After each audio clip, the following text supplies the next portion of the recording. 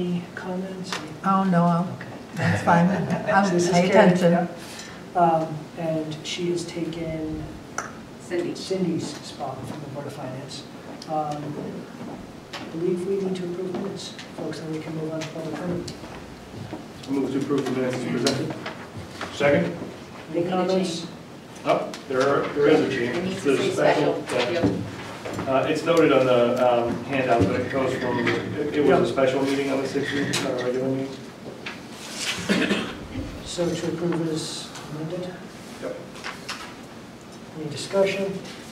All members in favor? Aye. Okay. All right. Who was our second? Me. So before I bring up Jeff to go through some stuff, we have some public comment, then we'll listen to Jeff. There's another time for public comment. If you guys have any questions after that. So if anyone wants to start now. Paul Anderson, 89 Main Street, also the chairman of the WPCA. I have a list of 7, but I'm going to deal with 7. questions. Okay. But my first question is, when will you get it right that you're a board, not a committee or a commission? The last 2 agendas that were filed call you a committee, you are not a committee. That's my fault. Well, Sorry. whatever, somebody approved the agenda, so it doesn't matter. But you are a board, you're not a committee or a commission. And then I'm going to ask the second question, I'm going to leave somebody else a chance to ask questions. What is it, ICCMA, is that what it's called? ICMA RC transition. Do we know that this is the most beneficial for the employees? We think so. There's concerns, and there'll be other questions that maybe could be addressed, some of that, but I'm sure you tried to do your due diligence. I'm not here to criticize you, that isn't the point. So if you go back over the minutes, we obviously had a public RFP. We received, was it 9? 8 proposals, and we weighed costs as well as service. And this board chose what we believe is in the best interest of all the employees. And the 4% And it's fix also the lowest cost. No, 4%. was addressed, but Boyer was not offering it either. No, in the I wasn't response, suggesting that. so- I don't think I know that's where anybody the people aren't expects happy. anything that happened 20 years ago to stay true today. Yeah. I don't think that's an issue. We're only looking at today's costs as opposed to yesterday's costs, which will no doubt be, but much lower. And so that becomes one of the issues. I know Mr. Enderle also has some questions. Yeah. So So I don't can wanna address step that. on We're about 1 to 1.5% lower from Voya for the employees. So that's money that's directly in your pockets. This was the lowest cost proposal that we received. So we're quite confident, and I can say from a personal standpoint that this is a very competitive price for you guys. We're probably going to be looking at some specifics before we get done with this. Art Indley, Superintendent, Water Pollution Control. I hear what you say I guess, when you say it's that much of a savings, can you tell us what the, if it is ICMA, it appears that's who's going to be taking over? Yes. Okay. Can you tell me what the admin fee is going to be for ICMA? So, yeah, they'll be able to talk to that. I believe we're, Jeff, if you want to.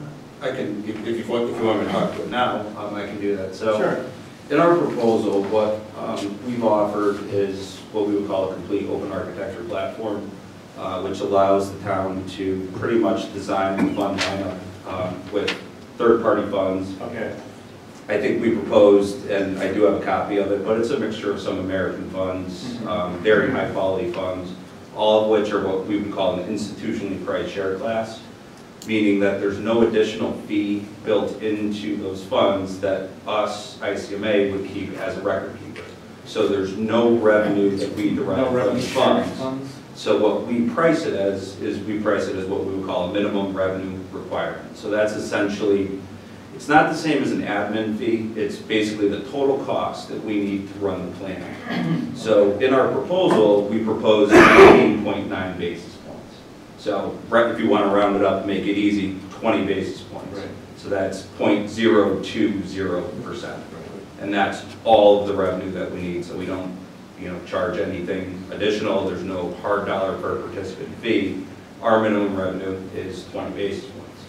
Now, the program right now, being an annuity program, has some built-in, what they call contingent deferred sales charges. So if you haven't been in the plan, it's probably 10 years or something, they charge a fee at an individual level.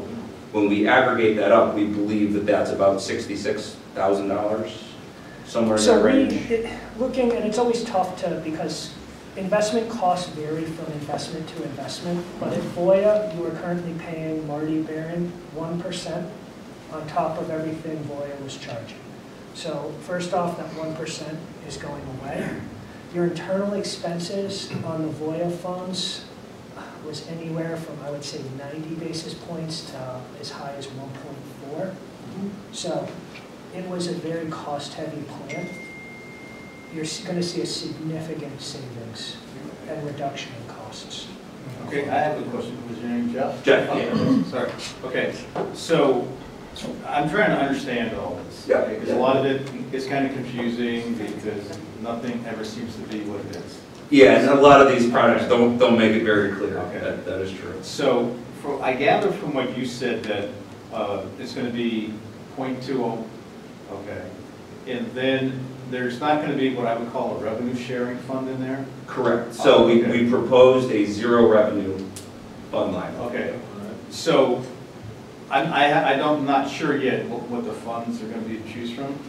So then I would assume that if I'm looking at a stable value fund and it has an expense ratio of 0.25 basis points, then that gets added on to the 0.20, correct? Correct. So all of the funds themselves will have their own Right. expenses. Okay. So in our proposal, we were proposing, and actually a requirement was to use our stable value fund. So we are proposing our zero revenue share class, which means we don't get any record-keeping revenue, but there are expenses built into that fund, just like any other fund. Okay. And Paul alluded to this earlier. Are you going to have any Vanguard type, very low expense funds? So Yeah, there's we index did- funds in there.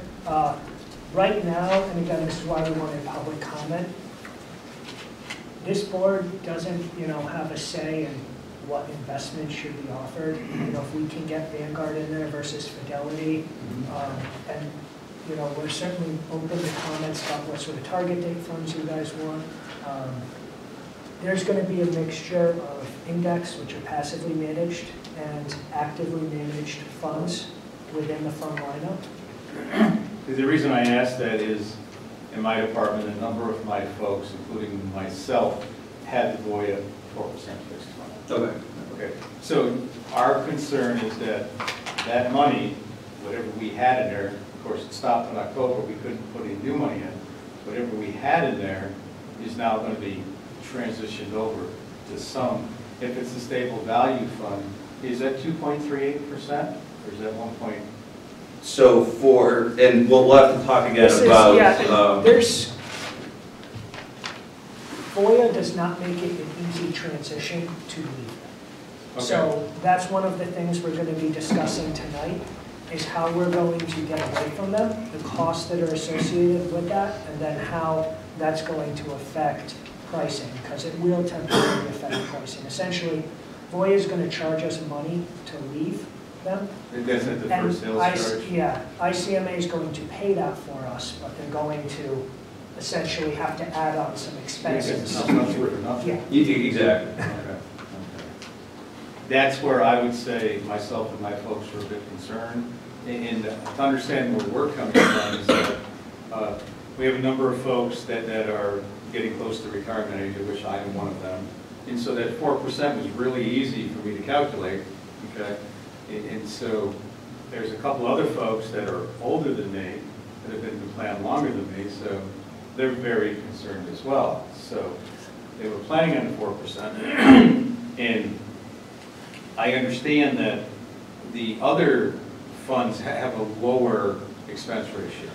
So that's kind of, Well, but you also, that 4%, we're also paying Marty 1% on top They're of saying, no, it. they're saying they were only paying $20. yeah, A that's quarter what I was told, or- that's, yeah. Yeah, a year, $20 a year. Oh. So they were For the basically being 4%. subsidized by So, and that's- everybody else. Yeah, and that's one of the problems that we were running, and we certainly understand your point, that's why we've gone so slowly with this. Sure. There will be a stable value option, but, you know, and this has also been an area of focus for oversight. We can't have essentially certain participants subsidizing the cost of the plan for Okay. other participants. Nobody's. So that was explained to me, and I guess because my understanding was in the 4% fund, that we weren't, it was a straight 4% after expenses, and all that we were being charged was $20 per year for a maintenance fee, I guess, or. So, and this is one of the other reasons that we've transitioned away from Voya. It's been very difficult to get straight answers out of them. So there's been a lot of issues ongoing, you know, and one of the big things is obviously no new money can be added to that 4%. So they just took that away from everyone. So there will be options, though. You will have a stable fund option. Right now, it's not paying 4%, but as rates continue to go up, those stable value funds will go up with. And it's not a wrapped contract like that. You know, that 4% was never going to get higher than 4%, at least not for a long time. I think everybody understands that this could have been done years ago, no question about it. The nature of business has changed. So everybody accepts the fact that change is happening, and it needs to happen. I don't think anybody, but the understanding it is where the reluctance comes from, not the fact that it's going to happen. It needs to happen. Well, again, that's why we're having these sessions, and honestly, I wish we would have and have had more participation, because we've, you know, discussed this quite openly in the past. I have another question. Yeah. Jeff, you mentioned that the Voya plan is considered an annuity plan. How's that different than ICMA? Is that? It is different, yeah, so we are not an insurance company, so our platform, it's a mutual fund platform, so it's not an insurance product, so it doesn't have some of the extra built-in costs that come with Mortality. the mortality and expense and all of that. So we're offering a pure mutual fund platform, Okay. not wrapped in any type of an insurance contract. Okay, I don't know if that's better or worse, because I don't really understand annuities. All I know is that they tell you to stay away from them. Yep. What do I know? Okay, so that's why when I heard you mention Voya was an annuity, and this is not an annuity? Correct, yeah, so your current program with Voya is a group variable annuity that has different sub-accounts, including, you know, one of the biggest differences with the insurance products, they offer those, it's a general account product that's giving you that 4%. Okay. Which is kind of a black box. You don't really know what's inside of that. They just decide at some point, we're gonna give you 4%. You don't know what that money's invested in. There's cost that's associated with that, but they'll never tell you what the cost is. With a pooled stable value fund like ours, it's completely transparent. You can actually see any of the 5,000 individual securities that are in there. Okay. We make it available, totally transparent pricing. Rates change as the returns change once a month. So as interest rates, and we're in an environment where rates are going up, those rates are, you're gonna get the true return after tax of that fund versus somebody setting a credit. So, yeah, just to add, like, a stable value fund in this case is basically gonna hold short-term government bonds. It's gonna have a variety of them, whereas the one at Voya, we have no idea what was in it. So, and that's the benefit of moving to a more pure stable value fund, especially in a rising interest rate environment. We all know rates are going up. Eventually, as they go up, this will fall. So with Voya, we probably had over 100 different, we had so many fund choices, it was probably too many. But do you have any idea how many we're going to have with ICMA? So we're willing to work with the board to, like I said, we've offered Open Architecture, which means out of 15,000, funds in the universe out there, we can build one. We've given some suggestions. Okay. There's been a lot of research on that subject. You don't want to put too little in there, not having diversified, but you don't want to give too many. So we did propose what we thought would be a good fund lineup. Yeah, I think it's roughly like 30. Yeah, we got And that 33 in includes one all of them. don't forget, there's 10 different target date funds because they all have the different dates. So Okay. realistically, that's only one option of those 10 or 11. Can you tell me if within that 33 funds, that there's going to be some Vanguard type, very Yep. low expense? Yep. So if you want to, in the packet, it's all here. I mean, there's a Vanguard total bond market. Oh, It's the same yeah, one I it's- sent to you. I have that right here, okay. So the net expense ratio is 5 basis points. There's a Fidelity Okay. 500 index Sure. fund. Yeah. Net expense ratio is 2 basis points. I mean, What we I'm didn't not know, lying yet. is that an example or is that real? Well, that's what so we're gonna that's talk what about we're going to tonight. talk about Oh. tonight, is to drill down as I mean, to. that's part of the Yeah. concept, because, Okay. you get the paperwork and you read it, and say, that's nice, is it true? So when I go back to work, if my folks ask me, and, because I shared this with all of them, but we didn't really understand it, okay, so I can tell them that this is what you're currently looking at, We could theoretically have this, yes. theoretically, okay. Yeah.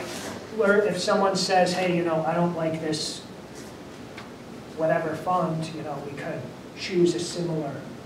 Type of fund. Exactly. Okay, I guess the other question I would ask, can we get something that shows that the 1 year, 5 year, 10 year, how these funds perform? Is that something? Yeah, that- Oh, okay. Yeah. And we do have to balance, we do want to get this done.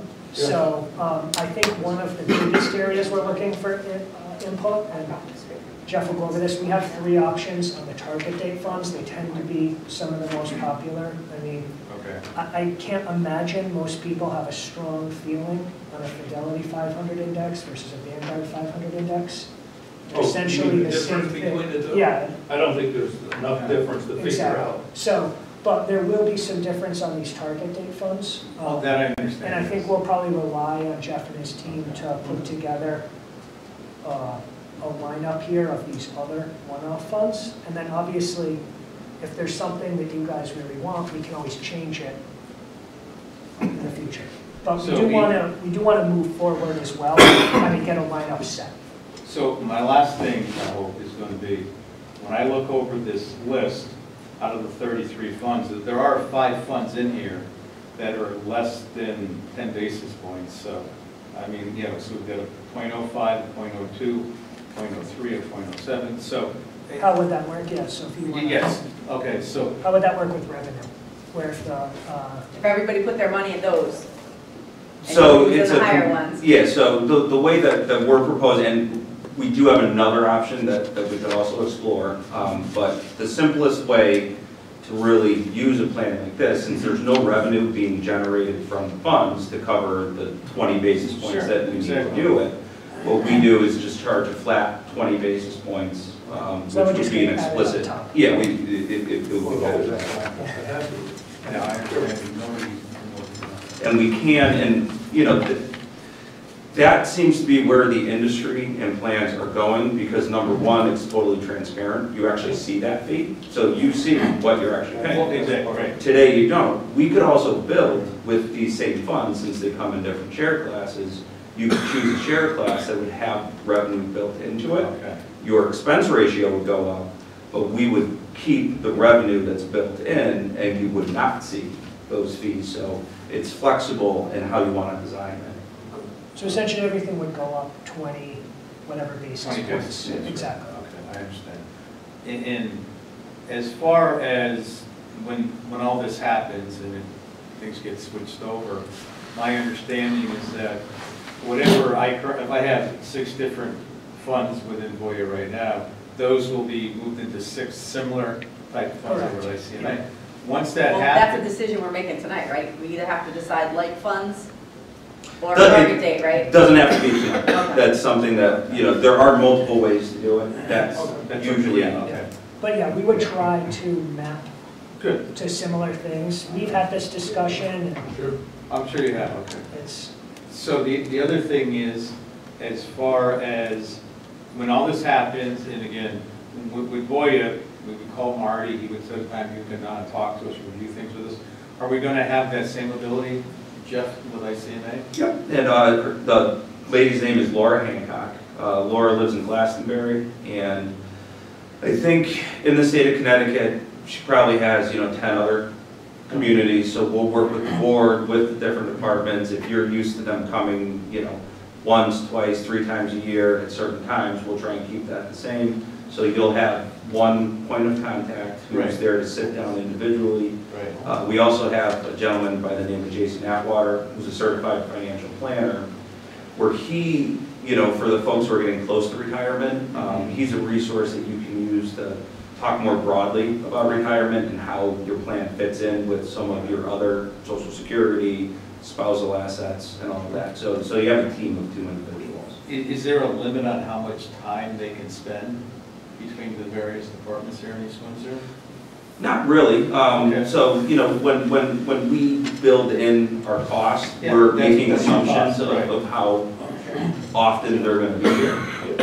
We feel with our experience, especially in the state of Connecticut with many of the surrounding communities, we have a good idea of how much will be needed, but we'll make sure that we're, respective of what your groups feel that they want and continue to do that. From where we are, I think we had Marty come in twice a year. Okay. Regularly, and then if somebody needed something, we would call him, email him, or he would stop by individually, but it was roughly twice a year.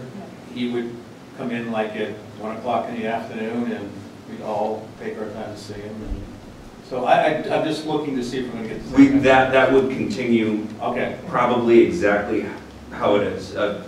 I don't know if you met individually, but she'll typically set a time, set out 20, 30-minute appointments. Well, that's whoever wants to exactly come in and see her. what Marty did. Yeah. Okay. Very, very similar. We Okay. were talking about regular general education on the front side of that though, right? Because that's what we used to do in camp with Mass Mutual. Somebody would come and do a presentation on Yes. target date funds. Exactly, yeah, so And we, then people would have an opportunity after that presentation finished for the next hour or 2, and then they would move and do that same presentation at the police station, and then meet with Yeah. those guys for the next few hours, over to the community center. So that's how we did it, and I think it worked well. It gives you a general overview of what's going on and whatever happens to be going on, and then the opportunity for the ones that want individual appointments. Having come from Canton, I remember that, and that's something that we do not have here. Here, right. And I think that's probably why a lot of us went into the 4%, because financial planning is not really our forte. So that's something safe and secure. You're not going to get rich off it, but you're also not going to lose a lot off it. But in Canton, we did have those presentations where people would explain to us, what these different funds are, what you can expect, aggressive, conservative. And, yeah, if you can provide that, I think that would be a benefit. absolutely, yeah. Yeah, That's that part of was, the standard scope. we're very, and you guys can go back and look, I don't say this lightly, we're very confident that we have a very good mix of service and cost reduction moving forward. And fund option. Yeah. The big complaints were, we don't have enough of a choice, which, okay, it's too expensive, and nobody ever takes the time to tell me what I need to know. We listened to that, and we heard it. Thank you. Any other questions? I'm all done. Any other questions? All right. Jeff, you're up. Come sit, there's like one chair, just right? Right, like, Where were you on the 90? I'll try not to, I don't mean to have my back to everybody. And then you guys will obviously have time to ask any questions. This discussion is going to be focused more on the transition and some of those adjustments we might have to make because of what Voya is going to charge us and so on and so forth. Which we don't know yet, right? We don't know if they're sticking to the 20% a year on the fixed fund for the next 5 years. We don't know if they're, Correct, yeah, so a lot of times, you won't know until you actually send a termination letter. which I and, did. That has instructions to say, please provide us in the next 5 days with any, final surrender charges, restrictions on the fixed account. So we'll have an idea, hopefully within a week, of what the actual charges would be to get out. I know from all the work, I think Amy, you did, reaching out to them throughout the process, we feel that there's one bucket of the fixed account, about $400,000, that they're gonna say needs to come over in, I think, 5 installments over a 60-month period. And an initial estimation, we actually estimated it at, let's say, if it was about $70,000, what that CDSC would be. So some of these options might change a little bit, depending on where that comes. Maybe it's well below that, maybe it's well above it, we don't know. But using that assumption of $70,000, it sounds like to me, especially hearing some of the public comments, that the ideal way to structure the program is on the open architecture platform, is having the ability to, you know, use low-cost Vanguard funds, use some of the other ones. So when looking at some of the options to cover that $70,000, and the mechanics of how that works is, on the transition day, Voya will wire us the money. They will short the wire by the amount of that CDSC. What we will do that day is then input whatever amount it is, let's say it's $70,000. We will put $70,000 in. Every participant is 100% whole. You had $10,001 in Voya, you'll have $10,001 day one on the new platform. Then what we need to do is over the cost, or over the 5-year contract, over the period of the contract, we need to amortize that $70,000 across the plan. In my opinion, the fairest and most equitable way to do this, if you're going to design the lineup with, you know, zero revenue, institutionally priced share classes, is we would just increase our revenue requirement from 20 basis points. In this case, it would go to 42. That spreads the cost across all participants, and everybody shares in that cost equally. Another way that we can accomplish that would be just for the folks who are in the stable value fund. What we can do is choose a share class of that stable value fund that produces revenue. We would keep that revenue. What happens in that case is essentially you're reducing what the interest paid on that stable value fund is. So for the month of January, what we proposed in the zero revenue share class is 2.38%. So that's the true return, net of fees to participants, 2.38. If you wanted to keep the 19.9 basis points and just change the share class of the stable value fund, we would move you down to what we call, we have 10 share classes, it's called our R3 share class. Current crediting rate in January is 1.84%. So you can see the difference in the crediting rate. We're essentially keeping that additional revenue, which means that your crediting rate goes to 1.83.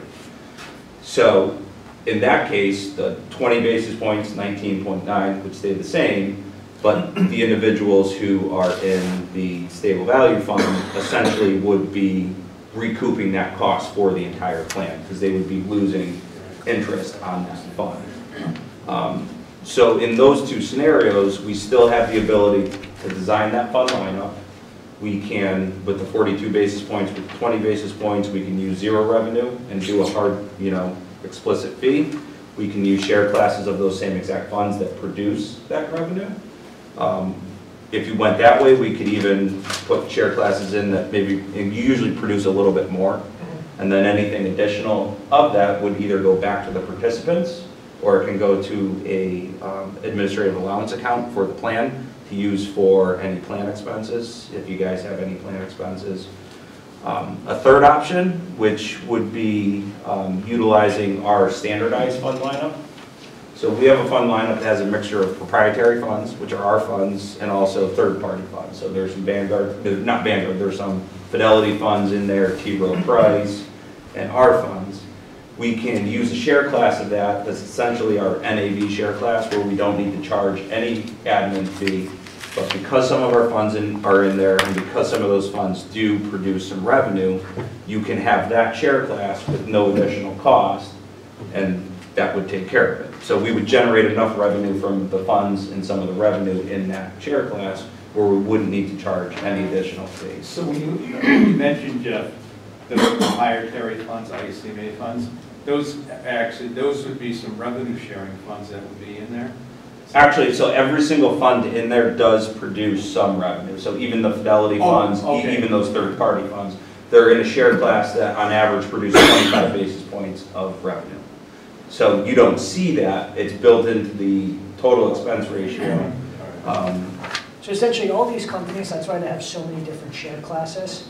And essentially, different share classes charge you more money, and then the administrator can allocate that to cover other costs, essentially their, plan costs. Yeah, and that, I mean, that's going on in your plan right now. So the funds that are in there are producing revenue, which Voya is keeping, and they're charging an additional fee on top of that. So that is the way these programs have been set up for years and years and years, and nobody, realizes kind of the internals of where portions of that expense ratio I had no idea that are we were going. paying 2.25%, and I put together a $2 million budget. I'm a numbers guy, and it's like, how did I miss that?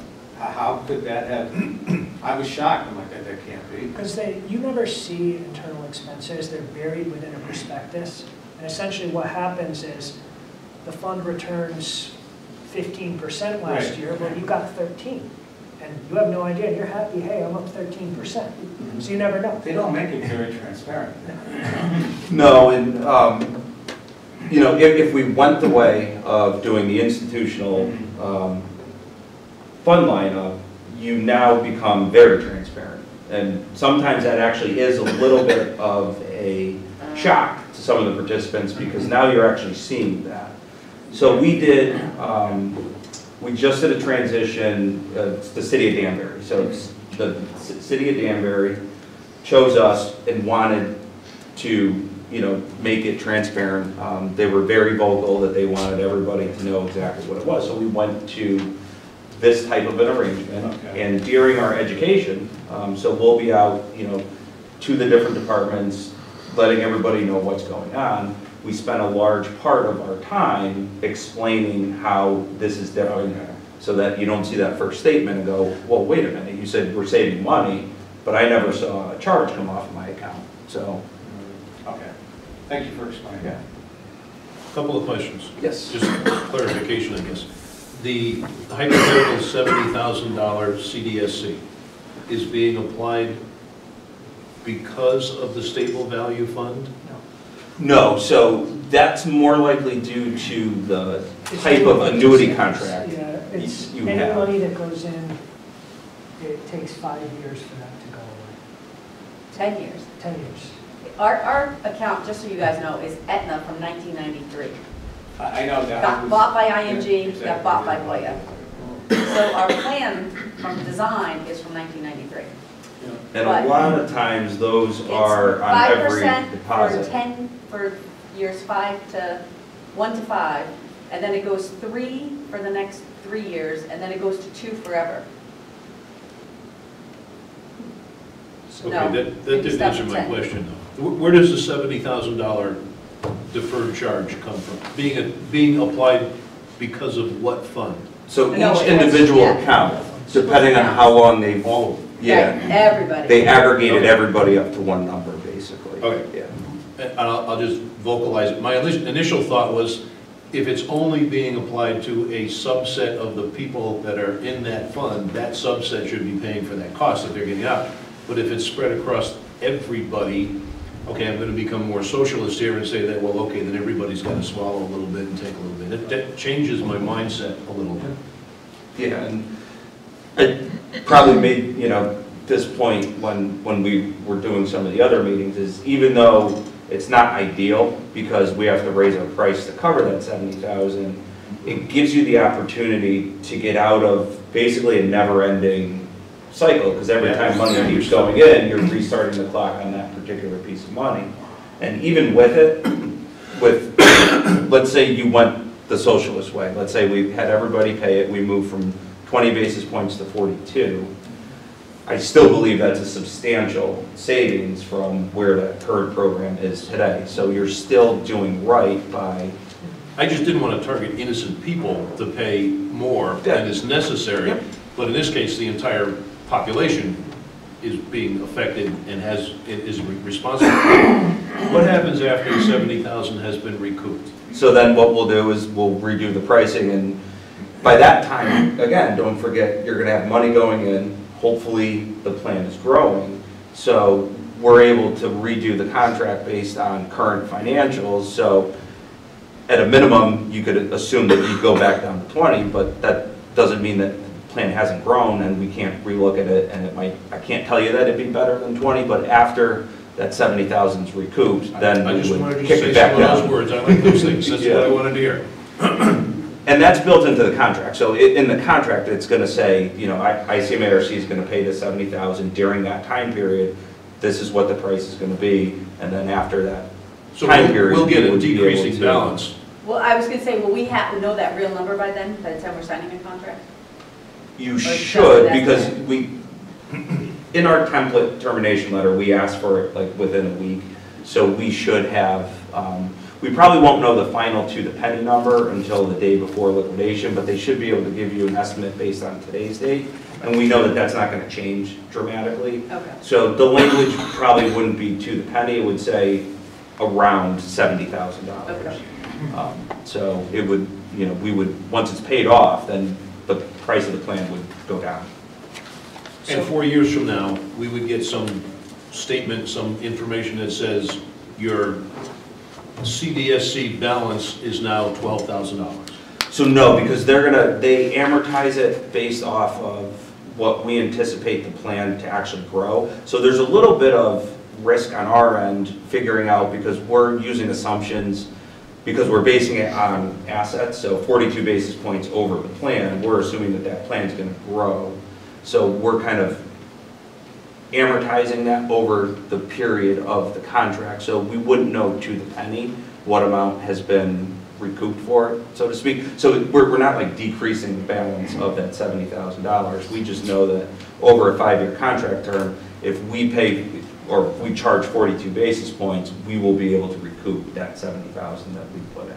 And your assumption is based on market changes Market or and contributions going in, so we assume, you know, and again, it's people who are actuaries and not really my business, but there are assumptions on what we think your plan is gonna do over a 5-year period. So essentially, that's it. It's not like we prepay it early and it stops. Exactly, It's so- 5 years, it's 42 basis points. After 5 years, we readjust. And if there's any overage in that 5-year period, we build up a little party kitty that we can spend on anything that. No. No, so it wouldn't be, yeah, so. But it works the other way too, so if, let's say we don't recoup that. That's your problem. So we're not gonna All right, okay, it's a two-way street. Yeah, so, yeah, we're just saying that we feel over a 5-year contract, if we charge 42 basis points, we'll be able to recoup that. Okay. Yeah. And then at the end of 5 years, we look at the financials. If everyone on the back of this letter, he actually broke down kind of each of these 3 options. Is there I think it's an email. It could be, yeah. Yeah, I sent an email. I've been in New Hampshire the last 3 days, so I don't have anything. Oh, Bob, can you send them your package? Is it really his package? So if you look, it just breaks down these 3 options that we just discussed in case anybody has any details. Is there any other questions from the board on this?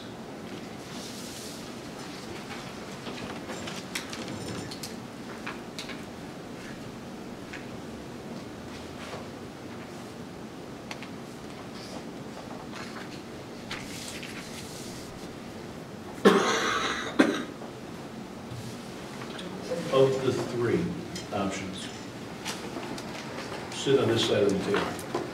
Which one looks best to you? I think option number 1 would be, I think it's the fairest way to do it. It gives you the ability to maintain flexibility with your fund lineup. And if I were on that side, that's the cleanest, simplest, I And think, it still gives most them most the equitable 2.38 way. in Stable. the stable, so they're not as far away from Yeah. the 4 as they would be if we went to the second option. So the original proposal, which is option number one, that would mean 42 basis points? That's what, yeah, so the 19.9 would have to go to 42. Okay, just want to make sure I understood it. Okay, thank you. Of the three, I'll just throw it out there, but the third option was the, I found to be the least attractive. Just, I had some sort of a bias about proprietary funds. So, and that one includes them, so. Yeah, and, you know, And I can tell like you from, did, yeah. it just was the one that didn't set my fire going, one or two was probably the way I was gonna go. Yeah. And I'm glad you clarified a couple of my questions. So one other thing I'd like to throw out there, so hopefully we can get some public comment on it. You offered us 3 target date fund options, correct? Well, you can basically have anything, but yes, yeah. So it's American Funds, Vanguard, and T Rowe. So those are the, I think in the industry now, those are the most popular target date funds. Vanguard's obviously use a passive methodology with it. They're going to be filled with mostly Vanguard funds, which are passive. Your American funds and T Rowe's are going to be more active. I don't think you can really go wrong with either of the ones. I think the big decision is if you have, some people will say if you have index funds and passive options within the fund lineup, why put a passive target date suite in there? Why not use an American Funds, the T. Rowe Price? And again, that's not the only, you can go out there and pick it. Those just seem to be the ones that are very, very highly rated and tend to be very popular now. So in this spreadsheet, I believe we're showing the American Funds. I don't know off the top of my head, expense-wise, if the American Funds or T. Rowe, they're going to be pretty close. So in either case, you're using their institutionally priced one. T. Rowe has a couple different institutional share classes, but some of them you need like $100 million of aggregate plan assets to get. So, but there is one that's, you know, that you meet the minimums on most of those. So we'd be flexible with whatever you as a committee or participants feel.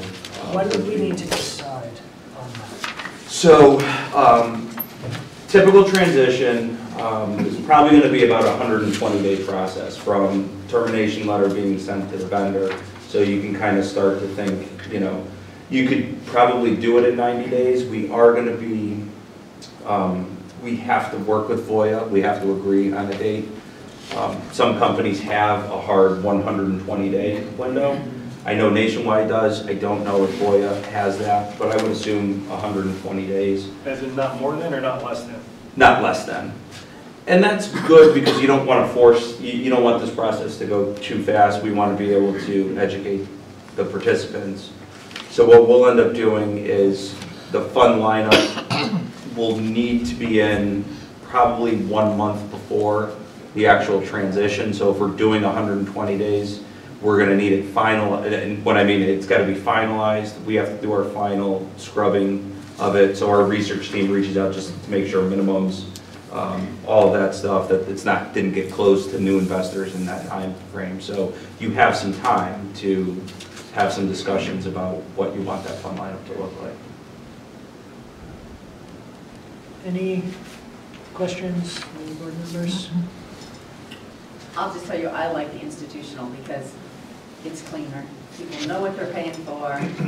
There's not how much is going to them through commissions or whatever. That's option 3. No, it's okay. That's option 1. Option 1, or 2. Option 3 is the one that has the fees that's buried in there. Institutional is 1 or 2. One of them, they're both the same institutional shares, but one has just the stable value paying for it. The other one is shared across everybody. And I think it really needs to be shared across everybody, especially seeing the stable value has such a big pool of money. They have $2.5 million of money in there right now. Well, I would say that it needs to be shared by everybody because everybody caused it to happen. So we're not excluding or targeting or putting a burden on anybody. Everybody carries their fair share. Yep. Any public comment? No. Go ahead. Yeah, I have a question. The 42 basis points from scenario 1, that's based on that estimate of $70,000. So a real number could change that. Correct, yep. So we'll know, once we have a real number, what I will do is then go to our pricing folks and say, now we know, here's the real What does it number, mean? and it will have an effect. So it could have an effect. And that's a one-time cost? Yes. Thank goodness. And then it's The done with There's after. scenarios of years and months and No, The it's 70,000 the cost is- of leaving yeah. Hoya. is a one-time cost. Yep. Yeah. Whatever. It But just takes a we will long pay it time. over 5 years. But, okay, the question, no, I'm sorry, maybe I'm misunderstanding. The money all transfers and boy is going. Yep. Is that the rule? But we have to No. pay them for 5 years to leave. We have to No. pay them? No.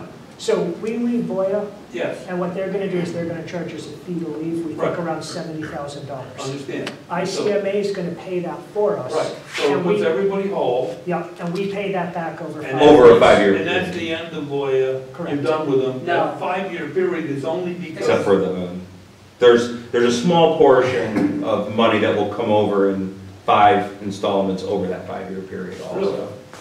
Yeah, So that's people will still Voya's have rule. Hoya fixed income They won't release more than 20%. So in on the fixed the, income fund. for the Okay, majority, for a portion of the money. Yeah, it's like they estimated it Doesn't matter, at it's- 387,000. It's a portion of the money, Yeah. so that will come over time, and that's just a fact. Yeah, and then at the end of the 5-year period, you're essentially done with Voya. Oh, okay. And we just amortize that $70,000 cost over that 5-year period. And you're looking at a 5-year contract Correct. with us, correct, and so then we would renegotiate the contract with, do we go out for proposals that again? would be up to the board. in Oh, 5 okay, years. it may Yeah, not be necessary, Right. is what you're saying. Yeah. Correct, yes. They will, I just want to understand, I'm Yeah. not, believe me, I'm not looking for this, I'm just trying to understand the facts. Okay, ideally, everything would remain the same, except Right. after 5 years, our costs would go down to well, at they, least the 19, they hopefully would, lower. they would adjust to whatever made sense, that's what it's gonna be. I don't think you can predict the ups and the downs exactly, because 5 years from now, things could be different. Your statement is correct. So I don't want to assume that 20 basis points is the number 5 years from now, you can't. Correct. It'll be Whatever a it is. discussion item and something will come out of it. Correct. And if we don't like it, then we go out, look around, whatever. Be up to the board in 5 years. I understand. Yeah. Okay, fair enough. No, that clarifies it. Yeah. That's all we're looking for, clarification. And important to know is that if you did, let's say, went out to bid, chose to move the plan to somebody else, our program does not have any contingent. So you're not going to get into this situation again. So you would be free and clear to take your money and move it to a new record keeper. Okay. Which also means that you've got a serious advantage. You better be good. Exactly. So, there's You can't be fired. Yeah. That's our benefit. Yeah. Yeah.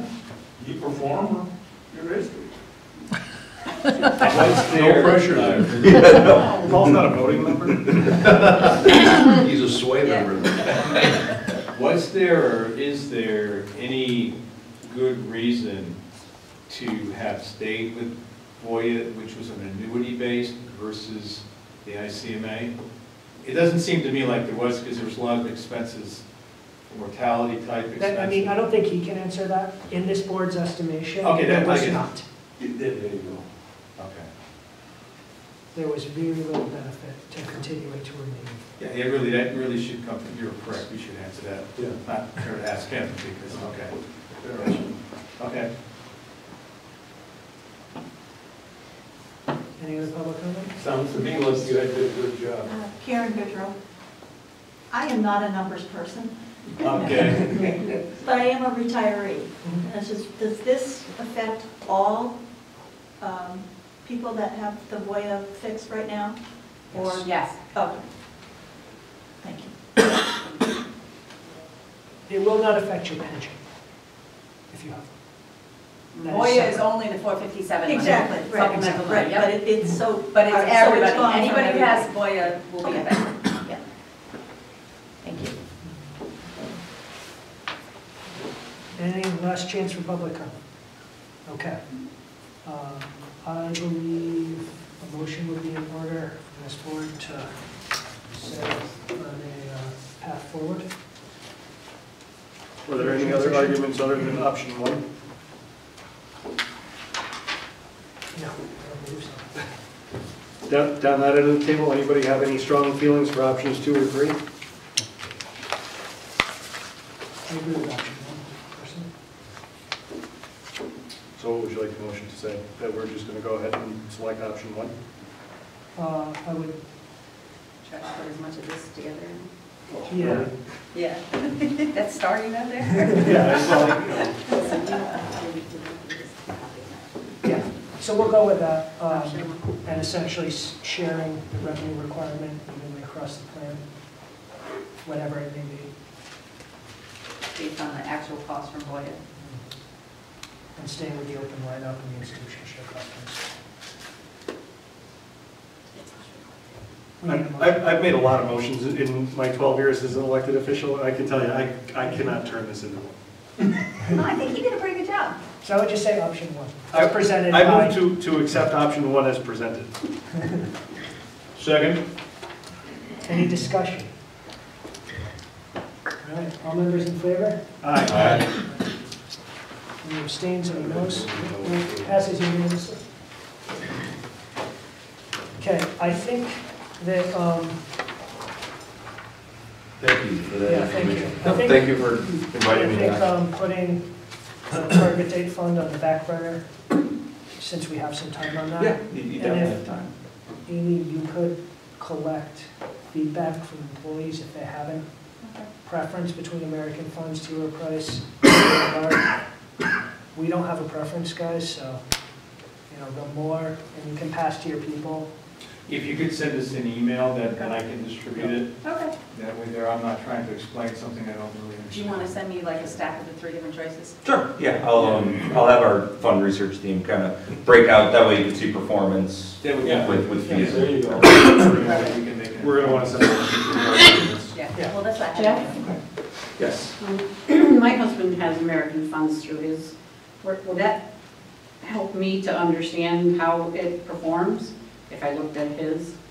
So how is it owned in another retirement program? Is it owned directly with American Funds? Do you know?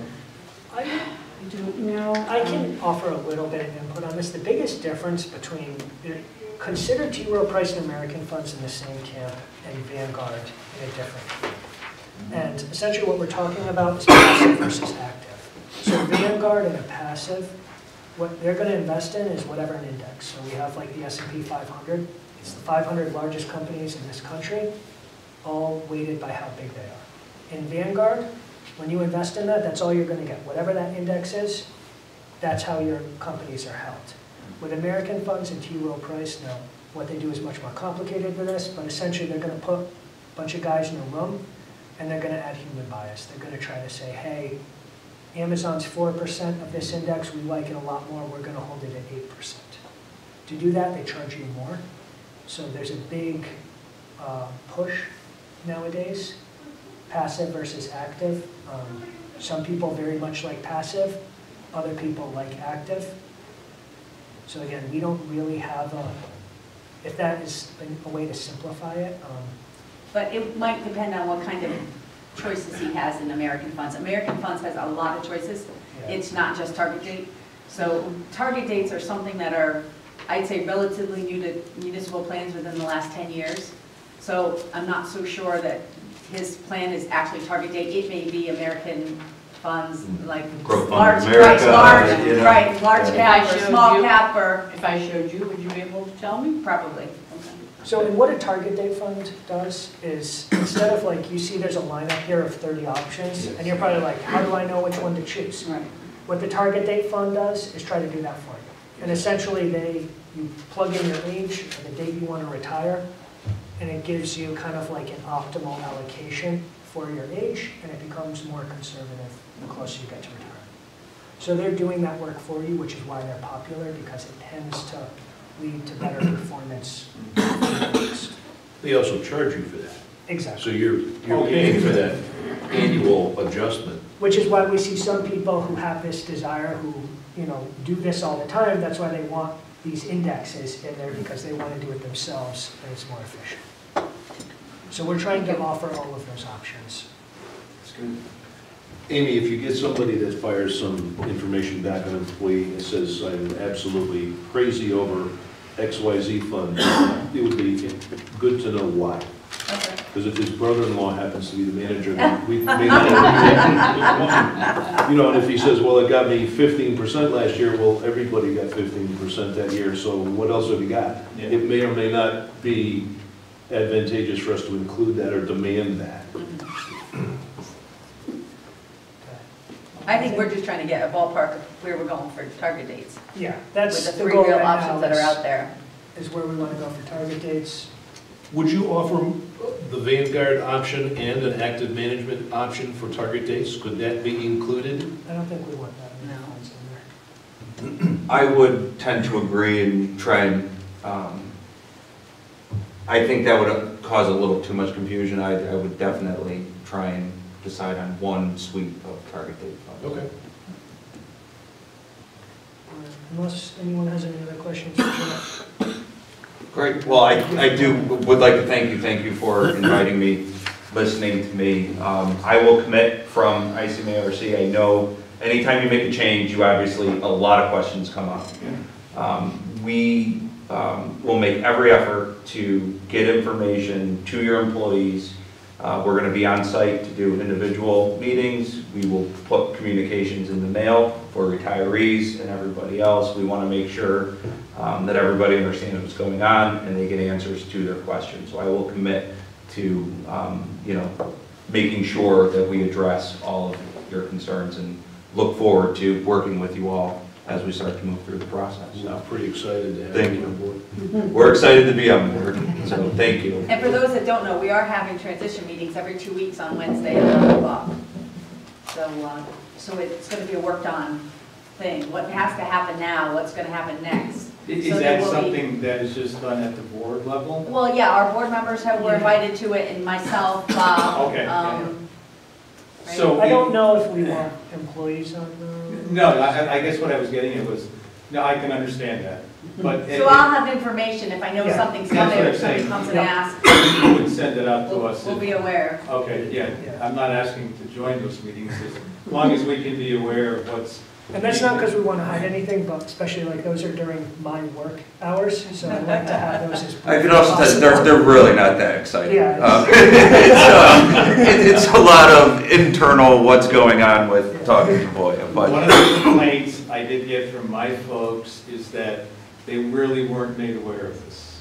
And I understand that meetings, they were posted all like that, but the concern, in just to go forward, is that not all of us go out and look for all these meetings that are going on.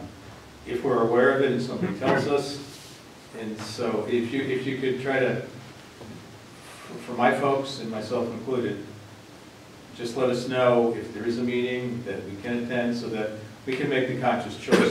We've tried to get the word out to everyone. I mean, this has been going because, obviously this is also on the back of pension negotiations, so we've Yes. tried to be as I know. absolutely transparent as possible, and, we had Agreed open for it. meetings for all of the proposals that we have, and those are all unpublished. So you can go and see the other options that we received. Yes, I did do that. I'm just saying from the folks that work with me, they were like, well, how come we didn't know about this? And so I'm just saying, if you could, the more you could make myself as a department head aware of it, Sure. the more that I will make sure that my folks are aware of it. So it just eliminates the whole thing, well, how come you didn't tell me? Okay. That's my only, I just wanted to raise that because it was brought. Yeah, so maybe Yeah. when we have big things, Bob and Amy can copy in all the department heads. Perfect. If you Again, just- this is also a volunteer board, so. Yeah. Sure, no, fair enough, but that would It help. is. thank you. Yeah. Thank you all. And Good night. Thank you. All right, any additional public comment? This is your last chance, guys. Well, I gotta tell you, I'm leaving a lot happier than I came in, because I'm understanding so much more. So, yeah, you guys did a dynamite job, thank you. Now, Laura and I are in a good position to go back and questions that folks had. I think we can answer them now, Great. because I have a better understanding of what I was looking at, what in that packet. So yeah, thank you for your time, thank you for allowing us to ask the questions, and yeah, I think overall you did a really good job. Appreciate it. All right, we're going to move pretty quickly here into executive session, so I move to go into executive session pursuant to Connecticut General Statute 4-261 to include Michael Harrington, Bob Maynard, and Amy O'Toole. unless, obviously, any new business from anyone, any old business? My second. Executive session. Does Rebecca stay?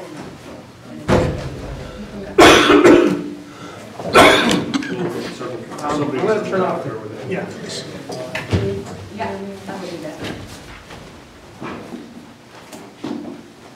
You picked a good weekend to go to the Nice to see you. Frankfurt, New Hampshire. I had to go to a meeting, so. Oh, so you're inside?